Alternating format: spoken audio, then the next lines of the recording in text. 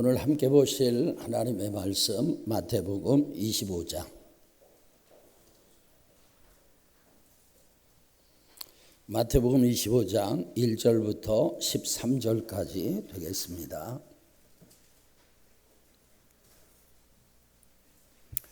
우리 다 같이 합독하겠습니다. 그때 천국은 마치 등을 들고 신랑을 맞으러 나간 열 처녀와 같다 하리니 그 중에 다섯은 미련하고 다섯은 슬기 있는지라. 미련한 자들은 등을 가지되 기름을 가지지 아니하고 슬기 있는 자들은 그릇에 기름을 담아 등과 함께 가졌더니 신랑이 더디옴으로 다 졸며 잘새 밤중에 소리가 나되 보라 실롱이로다 맞으러 나오라 하며 이에 그 처녀들이 다 일어나 등을 준비할세 미련한 자들이 슬기 있는 자들에게 이르되 우리 등불이 꺼져가니 너희 기름을 좀 나눠달라 하거늘 슬기 있는 자들이 대답하여 이르되 우리와 너희가 쓰기에 다 부족할까 하노니 차라리 파는 자들에게 가서 너희 쓸 것을 사라 하니 그들이 사러 간 사이에 신랑이 오므로 준비하였던 자들은 함께 혼인잔치에 들어가고 문은 닫힌지라. 그 후에 남은 처녀들이 와서 이르되 주여 주여 우리에게 열어주소서. 대답하여 이르되 진실로 너희에게 이르노니 내가 너희를 알지 못하노라 하였느니라. 그런즉 깨어있으라. 너희는 그날과 그때를 알지 못하느니라. 아멘. 하나님의 은혜가 오늘도 충만하시기를 축원합니다. 예수님은 천국은 마치 등을 들고 신랑을 맞으러 나가는 열 처녀와 같다고 하셨습니다.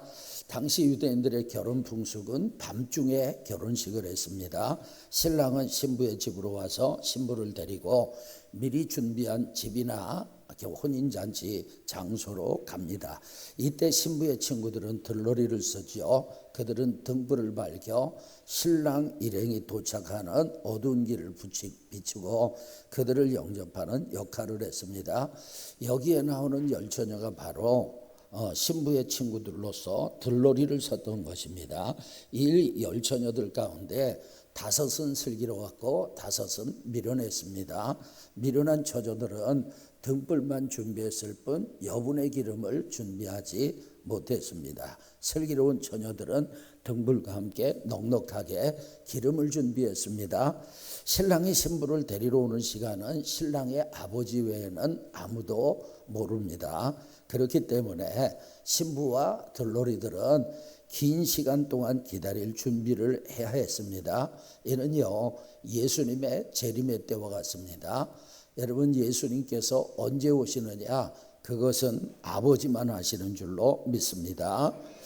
네, 그래서 신랑이신 예수님 다시 오시는데 아버지 외에는 누구도 몰라요.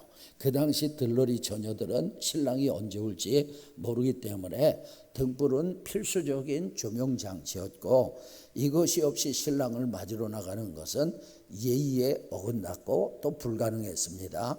신랑이 예상보다 더디오자 열 처녀는 모두 지쳐서 깊은 잠을 들었어요. 밤이 깊었을 때 갑자기 큰 소리가 들렸습니다. 보라 신랑이로다 맞으러 나오라. 이에 처녀들이 깜짝 놀라서 일어나 등불을 준비하기 시작했습니다. 이때 미련한 처녀들이 슬기로운 다섯 처녀에게 말했어요. 우리 등불이 꺼져가니 너희 기름을 좀 나눠달라. 슬기로운 처녀들이 대답합니다. 우리와 너희가 쓰기에 부족할까 염려되니 차라리 파는 사람들에 가서 기름을 사는 것이 좋겠다. 결국 미련한 처녀들은 기름을 사러 급히 시장으로 나갔습니다. 그들이 기름을 사러 간 사이에 신랑이 도착했습니다. 준비하고 있던 슬기로운 다섯 처녀는 신랑과 함께 혼인잔치에 들어갔고 잔치의 문은 굳게 닫혔습니다. 얼마 후에 기름을 사서 돌아온 나머지 다섯 처녀들이 문 밖에 서서 말했습니다. 주여 주여 우리에게 문을 열어주소서. 그러나 신랑이 대답했습니다. 진실로 너희에게 말하노니 나는 너희가 누구인지 알지 못한다. 여러분, 예수님은 이 비유를 마무리하면서 이렇게 말씀하셨어요. 그런즉 깨어있으라. 너희는 그날과 그때를 알지 못하느니라. 이 비유는요 종말의 때에 깨어 항상 기도하고 있어야 함을 가르쳐 줍니다. 10처녀 중에 슬기로운 5은 등과 함께 기름을 준비했기 때문에 혼인잔치에 들어갔고, 미련한 5은 등과 함께 기름을 준비하지 못했기 때문에 혼인잔치에 들어가지 못했습니다. 신랑으로 오시는 예수님은 언제 오실지 모릅니다. 그러나 분명히 오시는 줄로 믿습니다. 이때 준비된 자는 천국에 들어갈 것이고, 준비되지 못한 자는 천국에 들어가지 못할 것입니다. 저와 여러분은 천국 갈 준비하셔서 모두가 다 천국 가시기를 축원합니다. 오늘 설교는 천국 갈 준비해야 합니다라는 제목으로 천국에 갈 준비를 왜 해야 하는지, 어떻게 해야 하는지 나누겠습니다. 첫째, 종말이 있기 때문에 천국 갈 준비를 해야 합니다. 여러분, 종말은요, 크게 두 관점에서 설명할 수 있는데, 개인의 종말이 있고 세상의 종말이 있습니다. 개인의 종말은 각 개인이 이 세상의 삶을 끝내는 것을 말하죠. 육체의 죽음입니다. 영과 몸이 분리되는 것이 죽음입니다. 많은 사람들이 영생을 꿈꾸지만 성경은 모든 사람들이 죽는다고 말씀해요. 히브리서 9장 27절에 보니까 한 번 죽는 것은 사람에게 정해진 것이라고 합니다. 누구도 예외가 없습니다. 여러분, 제 아버님 89세인데 지난 화요일 날 제가 아버님과 전화 통화하고, 그리고 전화로 기도를 해드리는데 울컥했어요. 전화를 끊고 어머니 아버지가 좋아하시는 누룽지 백숙을 사가지고 달려가서 함께 식사를 했습니다. 배가 많이 나오셨는데 복수가 차기 시작한 것 같습니다. 전에는 다리만 부었는데 이제 얼굴도 부으셨어요. 이제 멀지 않은 것 같아서 큰누님과 목요일 날 아버님 수목장 알아보고 다녔습니다. 3곳을 가봤는데 한 곳은요, 나무도 있고 조그만 명패석이 있었어요. 또 한 곳은 수목장이었는데 나무는 무릎 정도는 작은 나무더라고요. 그리고 명패석은 없고 나무에 명찰이 붙어 있더라고요. 또 한 곳은 잔디장이 있는데 작은 묘비를 세울 수 있었어요. 그 묘비를 보니까 고인의 이름과 출생 연월일, 사망 연월일, 그리고 자녀들의 이름과 간단한 추모의 글이 적혀 있었어요.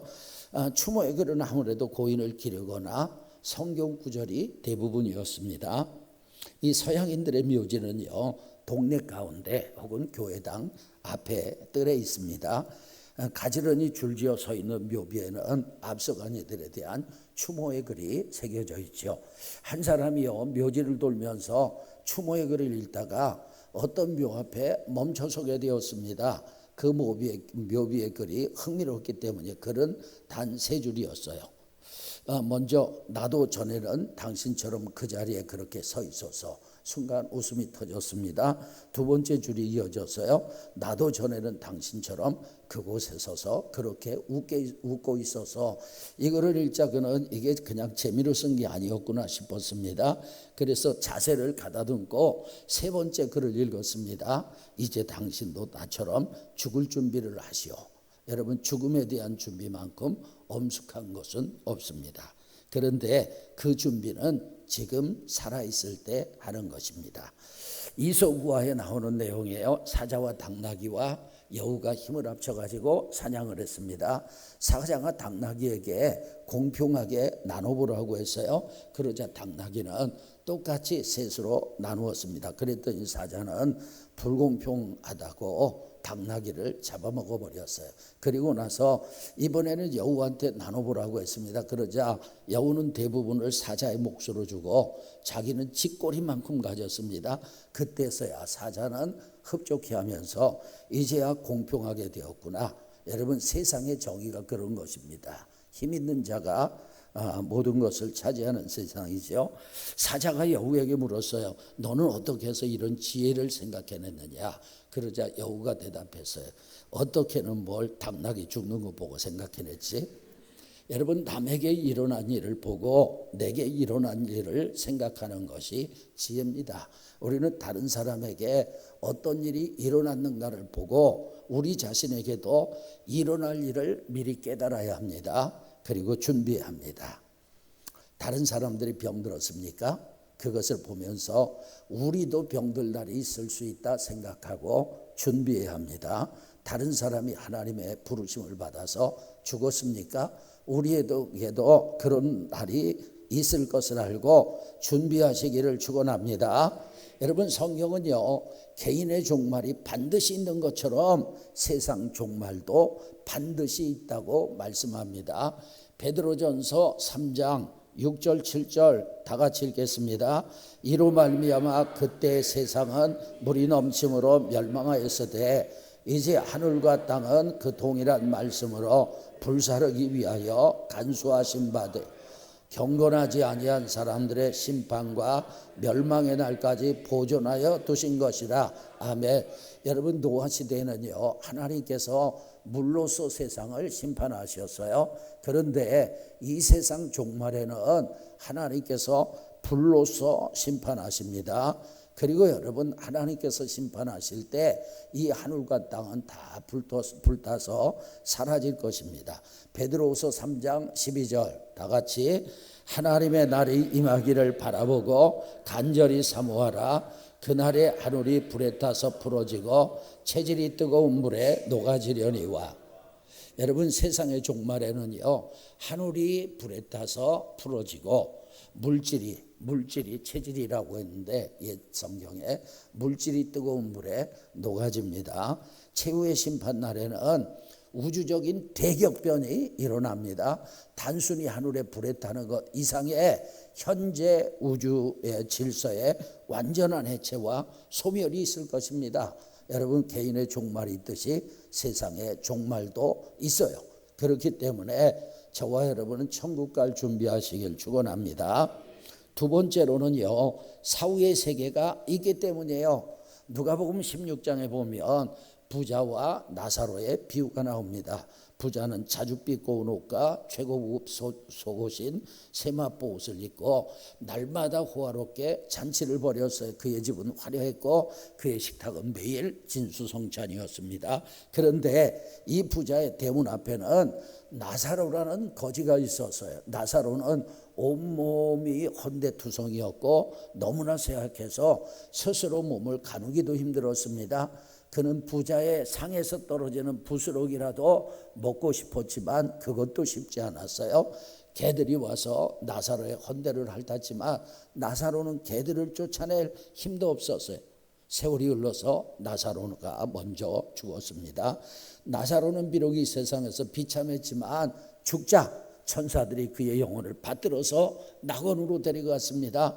이어서 부자도 죽었어요. 사람들은 부자를 성대하게 장례해 주었습니다. 하지만 부자의 영혼은 안식이 없는 음부에 떨어져서 불꽃 가운데서 극심한 고통을 당하게 되었습니다. 고통 중에 부자가 눈을 들어서 멀리 바라보니까 낙원에서 아브라함의 품에 나사로가 안겨 있는 거예요.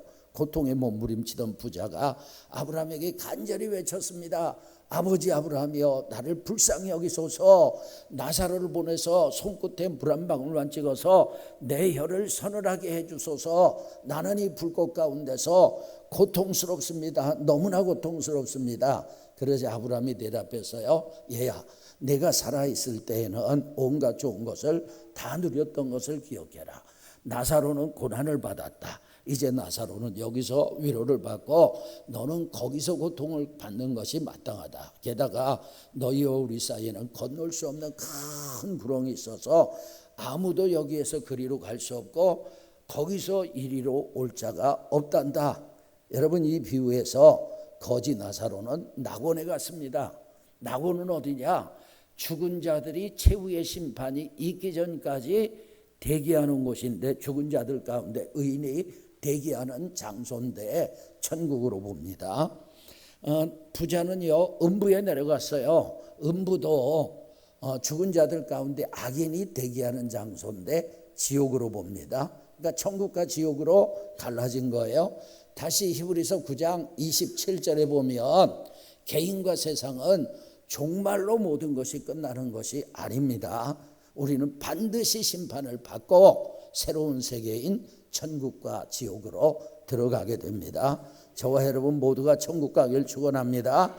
그런데 기독교인들 가운데요, 지옥을 부정하는 사람들이 있습니다. 그들은 영원 멸절설을 주장합니다.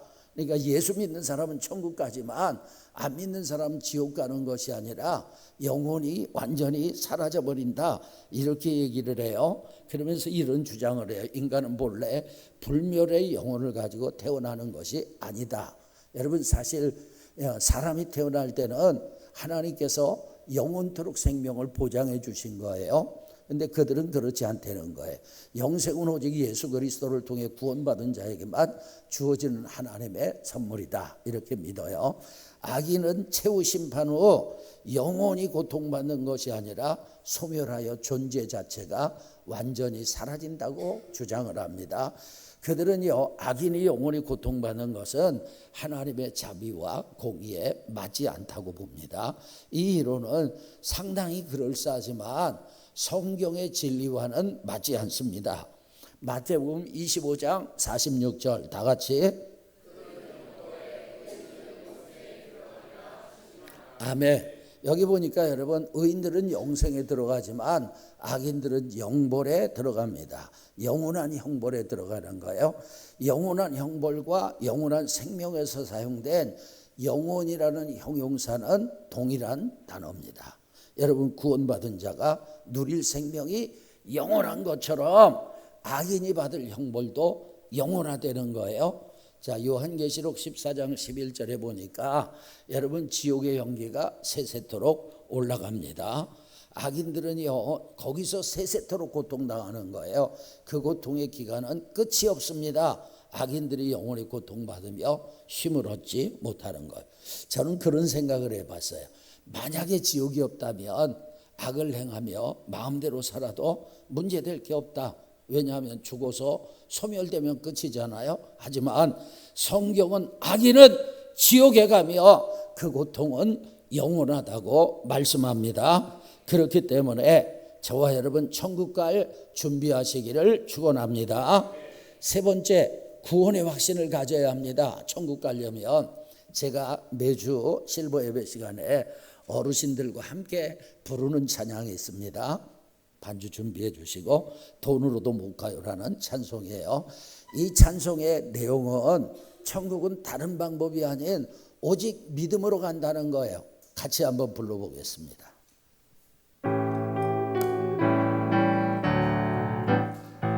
돈으로도 못 가요 하나님 나라, 힘으로도 못 가요 하나님 나라, 거듭나면 가는 나라 하나님 나라. 율동합시다. 믿음으로 가는 나라 하나님 나라, 벼슬로도 못 가요 하나님 나라, 지식으로 못 가요 하나님 나라, 거듭나면 가는 나라 하나님 나라, 믿음으로 가는 나라 하나님 나라, 어여뻐도 못 가요 하나님 나라, 맘착해도 못 가요 하나님 나라, 거듭나면 가는 나라 하나님 나라, 믿음으로 가는 나라 하나님 나라. 할렐루야. 여러분, 이 찬송에서는요, 천국은 돈으로 힘으로 가는 나라가 아니라는 거예요. 거듭나야 가는 나라, 믿음으로 가는 나라입니다. 권력이나 지식으로 가는 나라가 아니에요. 인물로 가는 나라가 아닙니다. 마음 착하다고 가는 나라가 아니라 거듭나야 갑니다. 믿음으로 갑니다. 그렇기 때문에 여러분, 구원의 확신을 가져야 갈 수 있는 나라예요. 구원의 확신이 뭐냐? 현재 자신이 하나님으로부터 영원한 구원을 받았고 장래의 천국에 들어갈 것이라는 완전한 확신을 마음속에 갖는 것입니다. 여러분, 구원의 확신이 중요한 이유는 구원은 믿음으로 받는 거예요. 확신한다, 믿는다는 거잖아요. 천국은 믿음으로 갑니다. 아멘. 그런데 구원의 확신을 갖게 하는 근거가 있어요. 구원의 확신은 정확한 근거가 있어야 합니다. 그냥 자기 느낌에 나는 구원받은 것 같아, 그런다고 구원받는 게 아니에요. 누군가가 당신은 구원받았어요 라고 말한다고 구원을 받는 게 아니라 구원의 확신의 근거는 성경입니다. 더 구체적으로 말하면 구원의 확신의 근거는 복음입니다. 그렇다면 복음은 무엇이냐? 복음은 기쁜 소식이지요. 복음은 창조주 하나님께서 죄로 인해서 단절된 인간을 구원하기 위해서 마련하신 구원 계획의 핵심 메시지입니다. 메시지의 내용은 이래요. 거룩하신 하나님께서 천지를 창조하셨고 인간을 당신의 형상대로 만드셨어요. 그러나 모든 인간은 죄를 범하여 하나님을 거역하여 하나님의 영광에 이르지 못하게 되었습니다. 죄의 결과인 영원한 사망에 놓이게 되었고 영원히 지옥에 들어가야 할 형편이 되었습니다. 인간 스스로는요, 이 문제를 해결할 능력이 전혀 없어요. 근데 하나님은 죄인된 우리들을 사랑하셔서 독생자 예수 그리스도를 이 땅에 보내셨어요. 예수님은 완전한 하나님이시고 완전한 사람이신데 율법을 완벽하게 지키셨습니다. 그분은 우리의 모든 죄를 대신 짊어지시고 십자가에서 죽으심으로 죄값을 완전히 치르셨고 사흘 만에 부활하심으로 죄와 사망의 권세를 깨뜨리셨습니다.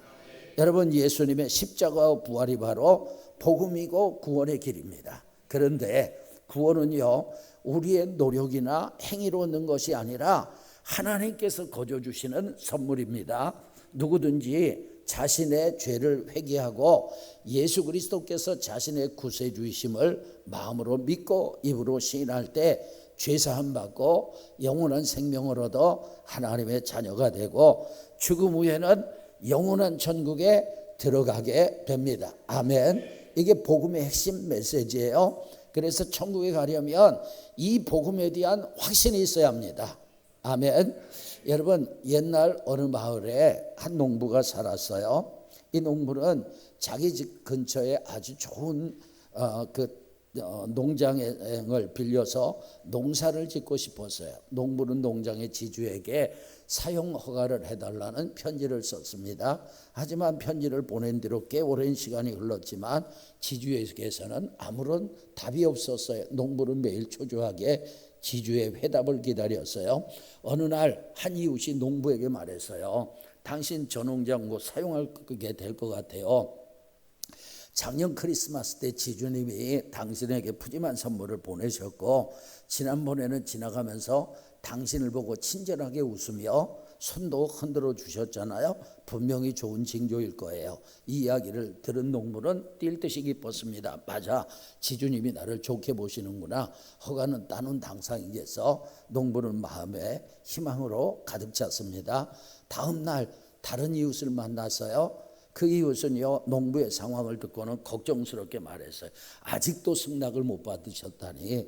실은 지주님과 아주 가까운 사람이 그 농장을 쓰겠다고 매일같이 문턱이 닳도록 지주님 댁을 드나들던데 올해는 당신이 쓰기는 어렵지 않을까요? 이 말을 듣자 농부는 가슴이 덜컹 내려앉았어요. 어제는 희망으로 부풀었던 가슴에 올해는 걱정과 근심, 절망감만이 남았습니다. 농부는 불안함 속에서 며칠을 보내야 했습니다. 며칠 뒤 드디어 우체부가 편지 한 통을 전해줬어요. 보낸 사람이 바로 지주였습니다. 농부는 떨리는 손으로 편지를 뜯어 읽었어요. 농부는 몇 줄 읽다가 환호성을 질러서 여보 이제 됐어, 이제 안심해도 돼, 이 편지를 보라고. 누가 뭐라고 떠들든 상관없어. 편지에는 이렇게 쓰여 있었어요. 이번에 부탁한 사람이 많았으나 당신에게 허락하기로 결정했습니다. 농부는 이제 이웃의 말이나 자신의 감정이 아닌 지주의 확실한 약속을 통해서 마음의 기쁨을 얻게 되었습니다. 여러분, 구원의 확신이 이런 것입니다. 내 감정이나 누군가의 판단이 아니라 성경에서 구원의 주체이신 하나님이 뭐라고 하시는가가 중요합니다. 하나님은 성경에 우리의 구원의 도리를 기록해 주셨어요. 복음은 멸망하는 자들에게 미련한 것이지만 구원을 얻는 사람에게는 하나님의 확실한 보증이고 구원의 능력인 줄로 믿습니다. 천국은 믿음으로 갑니다. 그래서 구원의 확신을 갖는 것이 중요한 거예요. 확신이 없다, 믿음이 없는 거죠. 믿음이 있는데 왜 확신이 없어요? 믿음이 있으면 확실히 믿습니다.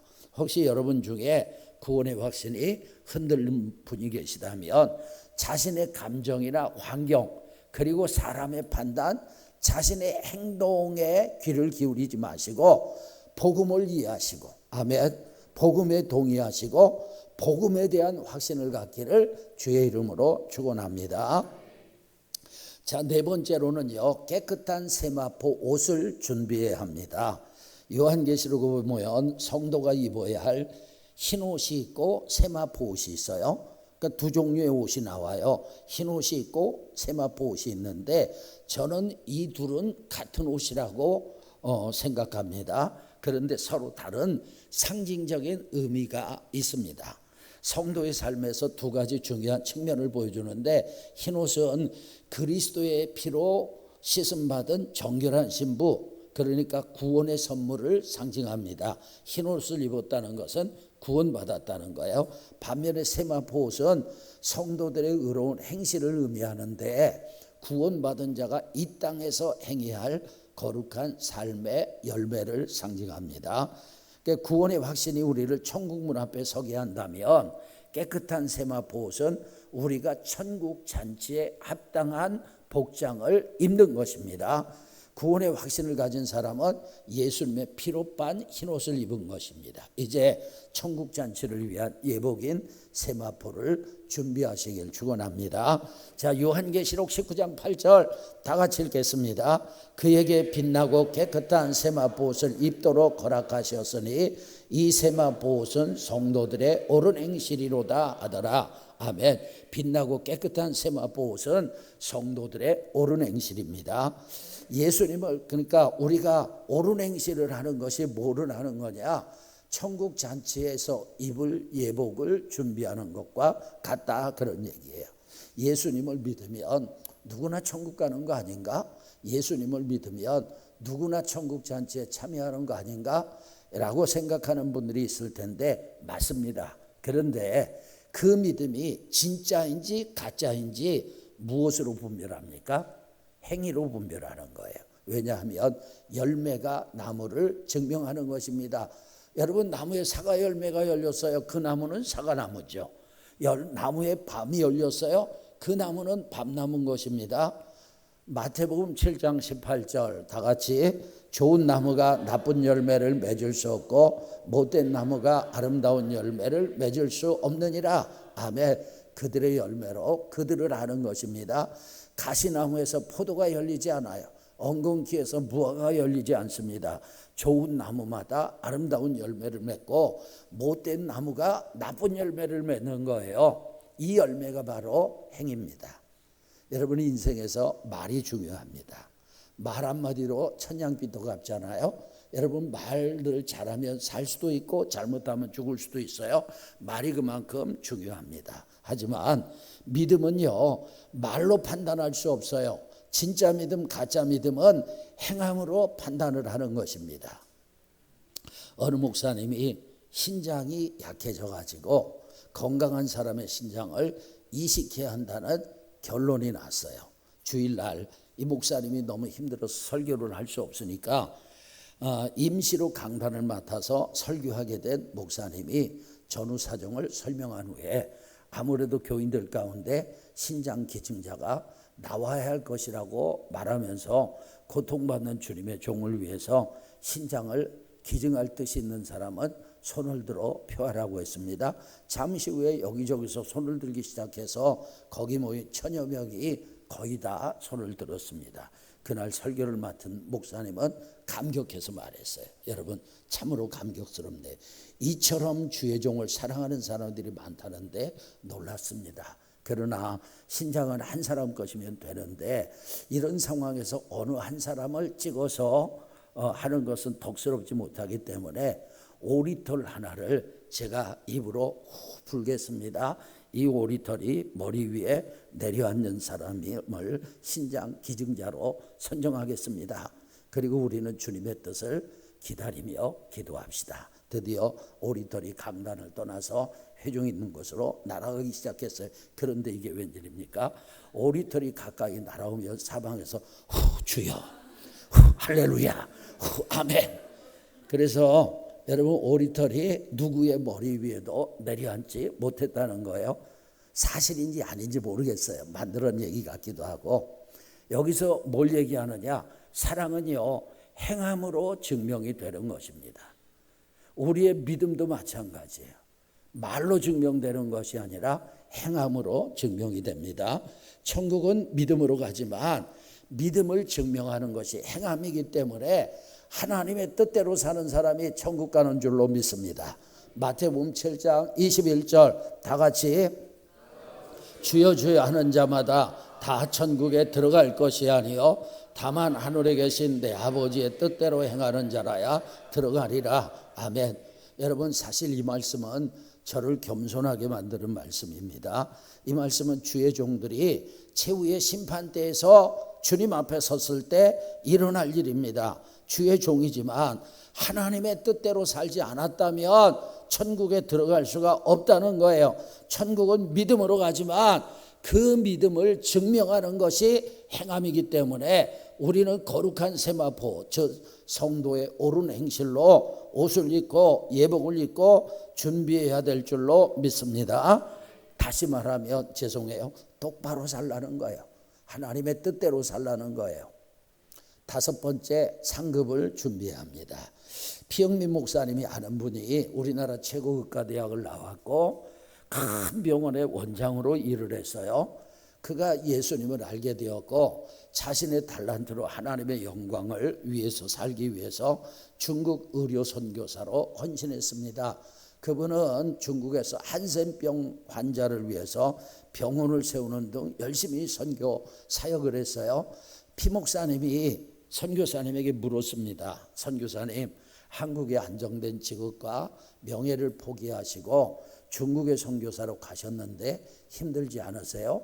선교사님이 대답해서 저는 천국 영광을 위해 선교사의 사명을 감당하고 있기 때문에 조금도 힘들지 않습니다. 오히려 한국에서 편안하게 원장으로 있을 때보다 훨씬 더 행복합니다. 그 선교사님은 천국의 영광을 위해서 선교사의 사명을 감당했던 것입니다. 우리도 이 선교사님처럼 천국의 영원한 삶을 위해 우리가 가진 힘과 열정과 물질과 생명을 사용하기를 바랍니다. 오직 주님을 위해서 이 땅에서 심는 것만이 영광스러운 부활의 순간에 큰 상급으로 나타나는 거예요. 여러분, 성경에는요, 그리스도인들이 천국에 가서 그 상급으로 받게 될 면류관이 나옵니다. 면류관은 단순히 머리에 쓰는 장식물이 아니라 승리와 영광 그리고 충성에 대한 하나님의 공의로운 보상이에요. 이 면류관을 종류를 살펴보면 이래요. 썩지 아니할 면류관이 있어요. 기쁨의 면류관, 의의 면류관, 영광의 면류관, 생명의 면류관, 금면류관 등 다양한 면류관이 있습니다. 그런데 이 면류관을 정리를 하면 면류관은 예수 그리스도를 믿어 구원받은 후에 이 땅에서 하나님께 충성하고 환난과 시험을 인내로 이겨낸 성도들에게 주어지는 상급입니다. 그러니까 하나님의 나라를 위해서 교사를 하고 하나님의 나라를 위해서 전도하고 하나님의 나라를 위해서 교회를 돌아보고 선교하고 이런 사람들에게 주어지는 상급이라는 거예요. 여러분, 징기스칸이 황제가 되기까지에는 많은 어려움이 있었지만 그가 황제가 될 것을 믿고 그를 따랐던 사람들이 있습니다. 그들을 타르탄이라고 해요. 징기스칸이 황제가 되자마자 타르탄들에게 특권을 줬습니다.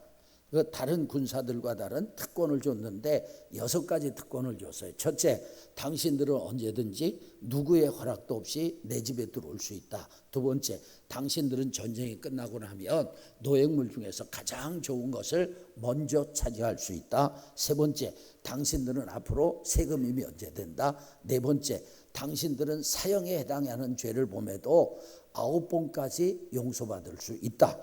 다섯 번째, 당신들은 이 나라 안에서 가지고 싶은 땅을 얼마든지 가지고 올 수 있다. 여섯 번째, 당신들의 이러한 권리는 앞으로 4대까지 누리게 된다. 그러니까 징기스칸은 자신의 나라 건설을 위해서 희생했던 사람들, 헌신했던 사람들에게 상급을 준 것입니다. 여러분, 우리 주님도 그렇게 하십니다. 주님은 영원한 왕국을 위해서 일한 일꾼들에게 면류관으로 상급을 주실 줄로 믿습니다. 우리는 그 나라에 가서 면류관을 받도록 준비하는 신앙생활을 해야 합니다.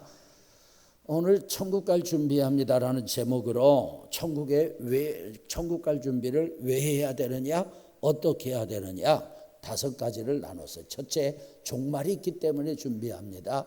개인의 종말도 있고 세상 종말도 있습니다. 사람은 반드시 죽습니다. 두 번째, 사후의 세계가 있기 때문에요. 천국이 있고 지옥이 있습니다. 천국 갈 준비된 사람은 천국 가지만 준비되지 못한 사람은 지옥에 가게 됩니다. 그래서 준비해야 합니다. 세 번째, 구원의 확신을 갖는 것, 그것이 가장 중요한 준비입니다.